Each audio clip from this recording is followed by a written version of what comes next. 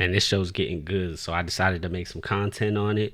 Let's talk characters, themes, predictions on where the show's going. Let's go. So we're introduced to Elena here, and we see this commute that she has to make every single day to go to work. And we're really introduced to the other side of the money scale in this episode, where so far we've been dealing with a bunch of rich people, and now we're seeing the working class here. And I'm glad they introduced a character like Elena to have that comparison, to show the contrast, because I feel like showing one without showing the other, it never makes for great storytelling. Now, what I am hoping for here is something original and not just something cliche when it comes to, you know, a social commentary on the super wealthy and the working class, but we'll see where that goes.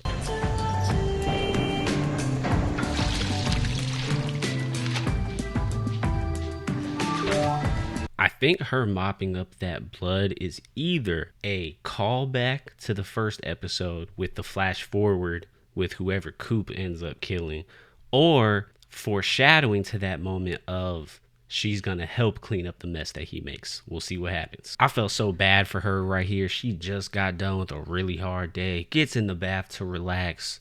Now she gotta go downstairs and see who's intruding. But it was just so sad seeing how these rich people even view the working class in a scene like this. Did I hear you fired your housekeeper? I had to. My Richard mill got stolen. How do you know she took it? I don't for sure, but she was the only one who had access. Besides, she was getting way too comfortable. It's a good excuse to, bring in some new blood. So you told the cop? Yeah, I needed a police report for the insurance.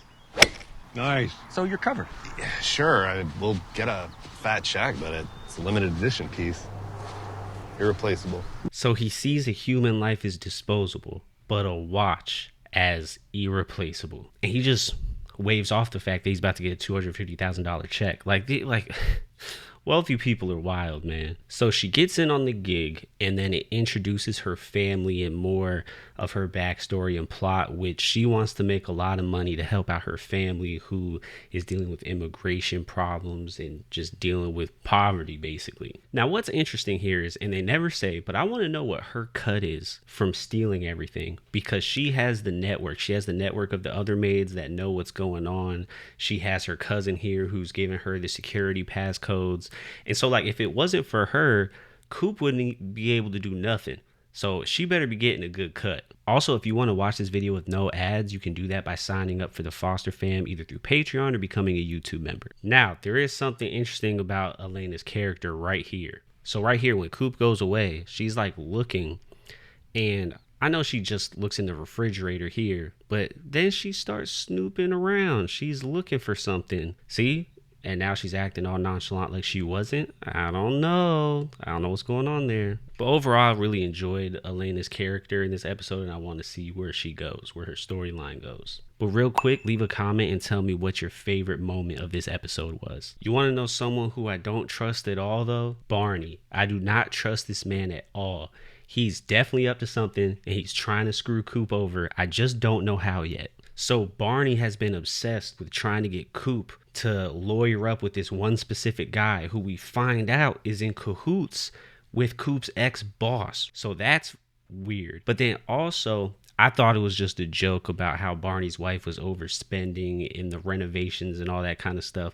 But I genuinely, after this episode, think he's broke. I really do. And I think he's trying to somehow make some money off of Coop. I don't know if that's just in typical business manager fees, or he's getting paid under the table to screw Coop over. I don't know. I don't trust this man at all. Let's talk about Coop's sister for a second, because I'm trying to figure out where her character is going. Now, she's in therapy. Coop's wife is a therapist, and it seems like Coop's wife really likes his sister too. But anyway, I'm trying to see where her character is going.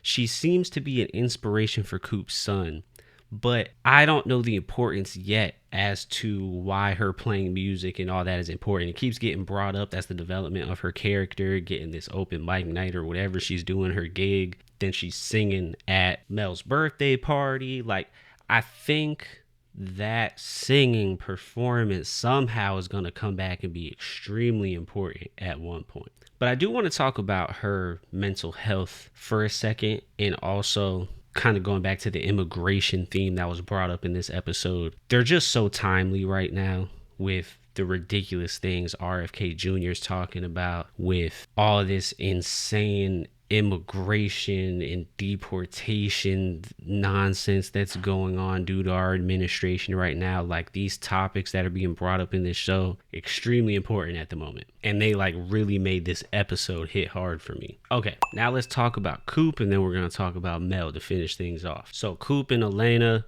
they go through this montage of everything just going so well for them, stealing all this stuff, selling all of it. It was going so easy. You knew something was going to go wrong. And I just saw something when I was recording this. There's a lady walking her dog past the car, which is just a great subtle foreshadowing to Coop having to run away from the dog at the end of the episode. Also, there's just no way this doesn't come back and become important later on in the show. There's no way that he was just running through the neighborhood and just didn't get caught on camera anywhere. His blood didn't drop anywhere. Something with the dog. Like, this has to come back at some point. Now, something that's interesting with Coop's character indirectly in this episode is Sam. I originally thought Sam was just gonna be, I don't know, just a little part of the show. But Sam keeps getting brought up over and over and over again. And the relationship actually seems to be going somewhere. So that makes me think I know who the person is in the first episode that ends up dead in that house where Coop is, and I think it's Sam's ex-husband, Paul. I mean, he's a big guy like the person in the first episode, and also he's clearly getting angry at Sam, and I think Coop might just snap on him towards the end of the season. Now let's get to the main character of this episode, which is Mel. Now Mel runs into Coop's parents here at the grocery store, and we already know no one likes Coop's mom. But she really gets into Mel here, it messes with her head, essentially makes Mel feel like she's a bad parent. So last episode, we saw Mel key a car because she just had so much anger. But actually, it's because she's numb and she was trying to feel something, which we find out at the end of the episode when she's talking to Coop. What I want to know is, what is she actually numb about? Is it just her and Coop's marriage the whole entire time was just horrible and she's still dealing with the effects of that and the divorce? Or is there something else there that we don't really know yet? But I'll tell you what, after this scene, it's clear that she either doesn't love Nick or she's just not ready to move on past Coop yet. But we'll see what happens with that. But hear me out for a second, y'all.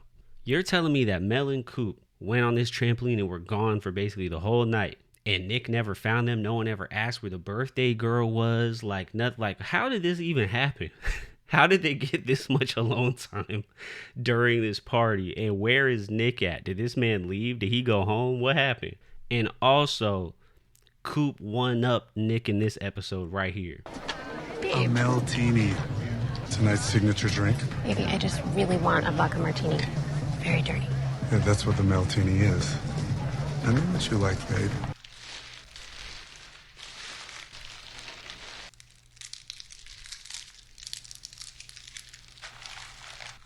Thematically, by the way, I also really like this scene because she was talking to Coop about how numb she felt and everything like that. And a fireball, it's like it causes so much sensation. So maybe that's why she started crying. Not just this nostalgia and love that she may still feel for Coop, but like the candy itself is kind of overwhelming and making her feel something that she's so used to being numb. But as the weeks pass by in this show, I'm loving every episode more and more. I can't wait to see how much I like this show by the end of the season. Before we go, if you like this video, please hit that like and subscribe to support the channel. I'd greatly appreciate it. And until next week, I'll see y'all.